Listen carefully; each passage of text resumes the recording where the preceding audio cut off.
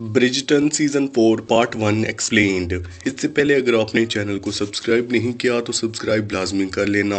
इस चैनल के ऊपर जल्द से जल्द 500 सब्सक्राइबर का टारगेट कंप्लीट करना है।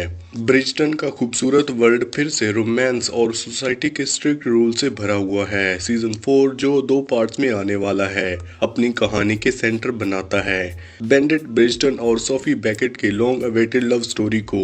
बेंडिट फैमिली का दूसरा बेटा है, आर्टिस्टिक, फ्री, सेपरेटेड और थोड़ा सोसाइटी से अलग सोचने वाला, यानी कि अयाश टाइप का लड़का है। वहीं सोफी एक ऐसी लड़की है जो सर्कमस्टेंसेस की वजह से बुरी तरह फंसी हुई है। पार्ट 1 का एंडिंग कोई फेरी टेल हैप्पी एंडिंग नहीं देता। ये एंडिंग ज्यादातर एक इमोशनल स्टॉर्म जैसी है, जहां दर्द भी है, गलतफहमी और अनसॉल्व्ड टेंशन हर कैरेक्टर को एक एज पर लाकर छोड़ देता है। ये एंडिंग एक क्लोजर नहीं बल्कि एक गहरी सांस जैसी लगती है। पार्ट 2 के बड़े ड्रामा से पहले पार्ट 1 का फिनाले सबसे बड़ा फोकस बेंडिट और सोफी के बीच का टूटना है। दोनों का रिश्ता सिर्फ अट्रैक्शन पर नहीं बल्कि एक जेन्युइन कनेक्शन पर बना होता है। दोनों को खूबसूरती और आर्ट पसंद है, सोसाइटी के रिजिड रूल से परे, लेकिन उनका प्यार क्लास डिफरेंस की दीवार से टकराकर टूट जाता है जब बेंडिट को पता चलता है कि सोफी उसके ही घर में मेड के रूप में काम कर रही है, तो उसके अंदर इमोशन का तूफान आ जाता है। प्यार, फ्रस्ट्रेशन और सोसाइटी की रूल्स मिक्स हो जाती हैं। अपने आप को सही समझते हुए और ये सोचकर कि वो सलूशन दे रहा है, बेंडिट एक बहुत बड़ी गलती कर देता है। ये गलती उसे आगे जाकर बहुत बड़ा पछतावा देने वाली है। वो सोफी से कहता है कि वो उसकी मिस्ट्रेस बन जाए, यानी कि रखेल। ये प्रपोजल पूरे सीजन का सबसे बड़ा इमोशनल डिजास्टर बन जाता है। सोफी के लिए ये कोई रोमांटिक अफेयर नहीं होता, ये उसके सबसे बड़े डर की कन्फ्रंटेशन होती है। इस एक बात के साथ उनका डीप प्यार और इंटेलेक्चुअल कनेक्शन सिर्फ एक डील बनकर रह जाता है। ये उसे वही पोजीशन में परमानेंटली बांध देता है जहां उसकी cruel step mother lady Arma हमेशा से उसे रखना चाहती थी। बेंडिट का ये कहना कि तुम मेरी रखेल बन जाओ, सोफी को ये दिल याद दिलाता है कि उसकी औकात क्या है। दिल से टूटकर लेकिन सेल्फ रिस्पेक्ट के साथ सोफी वहां से चली जाती है। उसका जाना वीक मूवमेंट नहीं बल्कि सेल्फ प्रिजर्वेशन का स्ट्रॉन्ग डिसीजन होता है। इस ट्रेजेडी को और भी ज्यादा पेनफुल बना देता है ऑडियंस का सच जानना।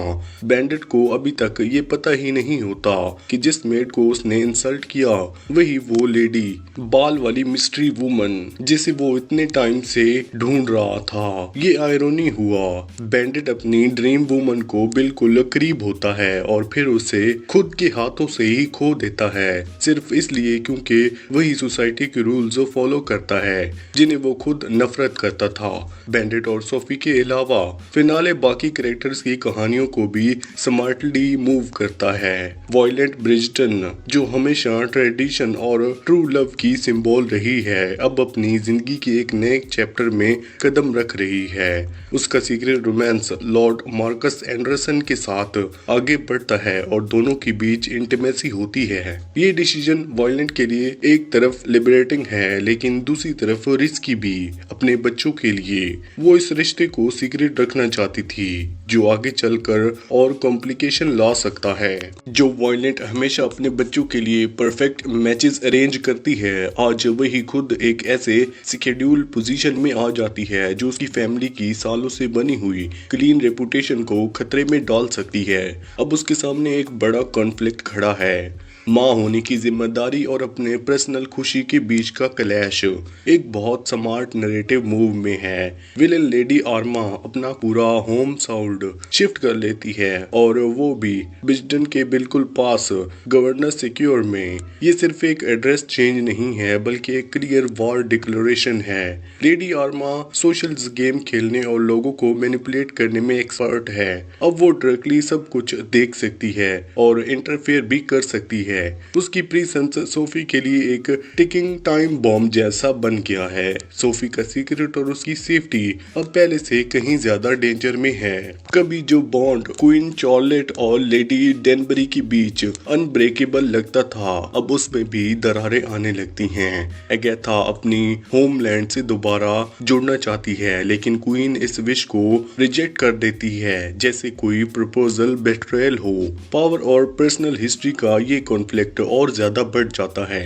वॉयलेंट और एगेथा मिलकर एलिस को बेंड्रिक को क्वीन की न्यू लेडी की इन वेटिंग बनवाने की प्लानिंग करती हैं। ये एक पॉलिटिकल मूव है जो रॉयल टेंशन को और भड़का सकता है। इसी बीच एलोजी ब्रिजटन अपना डिसीजन और स्ट्रॉन्ग करती है कि वो शादी नहीं करेगी। वो बेंटेड के साथ मिलकर अपनी मां के मैच मेकिंग प्लान्स के खिलाफ खड़ी होती है। वही फ्रांसेस्का जो अब कॉन्टिन्यूस ऑफ किल मार्टिन बन चुकी है, शादी के फिजिकल और इमोशनल एस्पेक्ट को समझने के लिए एक क्विट और इमोशनल जर्नी पर निकलती है।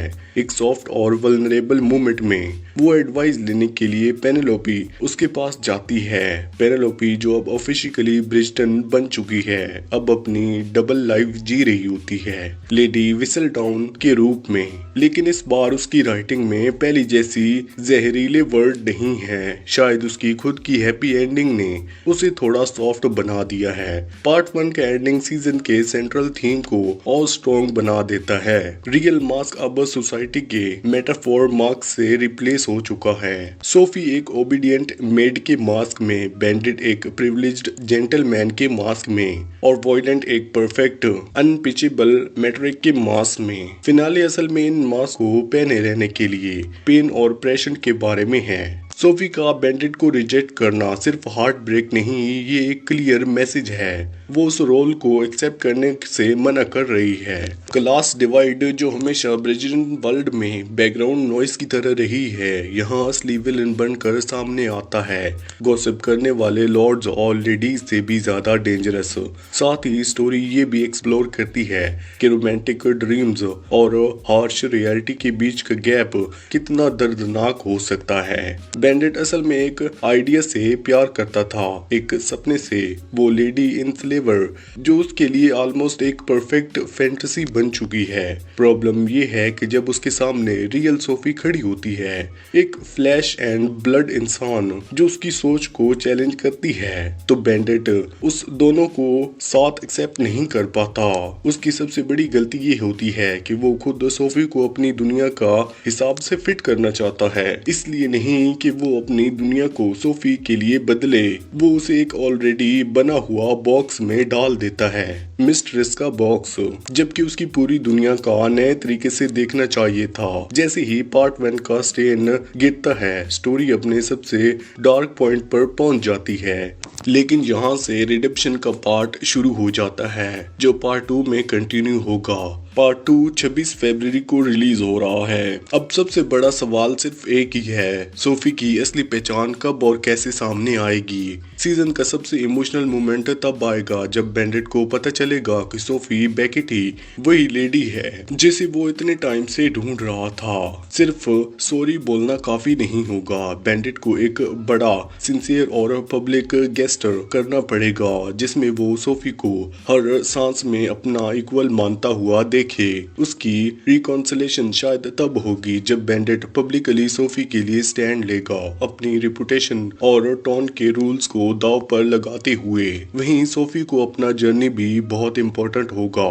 सिंड्रेला स्टाइल फ्रेमवर्क के हिसाब से उसे अपने पास्ट का सामना करना पड़ेगा। हो सकता है कि उसकी असली परसेंटेज का प्रूफ सामने आए जो लेडी आर्मा के सेंट्रल ऑफ ट्रेनेसी को पूरी तरह तोड़ दे। उसके बाद सोफी सोसाइटी में अपनी शर्तों पर एंट्री करेगी, किसी के एहसान पर नहीं। लेडी आर्मा का बेजडन के इतने पास होना ये गारंटी करता है कि वो आगे भी एक स्ट्रॉन्ग एंटागोनिस्ट रहेगी। शायद वो सोफी के लो स्टेटस को पब्लिक करने की कोशिश करे, लेकिन पूरे प्लान उल्टी तरह से बैकफायर करे और खुद आर्मा एक्सपोज हो जाए। वॉयलेंट का सीक्रेट रोमांस भी ज्यादा दिन तक नहीं टिकेगा। जब ये बात बाहर आएगी तो बेजडन फैमिली को अपनी मेट्रो एल्ड्रिच का बनाए हुए स्टूल का सामना करना पड़ेगा। क्वीन चार्लेट और लेडी डेनबरी की स्टोरी और गहरी होगी, जहां पावर, फ्रीडम और लेगेसी का प्राइस एक्सप्लोर किया जाएगा। पार्ट 1 का एंडिंग एक परफेक्ट एग्जाम्पल है डिलेड ग्रेटिफिकेशन का। ये एक इजी हैप्पीनेस क्लोजर नहीं करता, बल्कि डीप इमोशनल स्टेक सेट करता है। कैरेक्टर और ऑडियंस दोनों एक अजीब सी पेन में छोड़ दिए जाते हैं। हर स्माइल के पीछे सैडनेस और हर सीक्रेट के साथ एक्सप्लोजर का डर, और हर दिल में एक ऐसी रिजोल्यूशन की लॉन्गिंग जो सोसाइटी के रूल्स के खिलाफ है। इसी के साथ ये पार्ट 1 यहीं पर एंड होता है।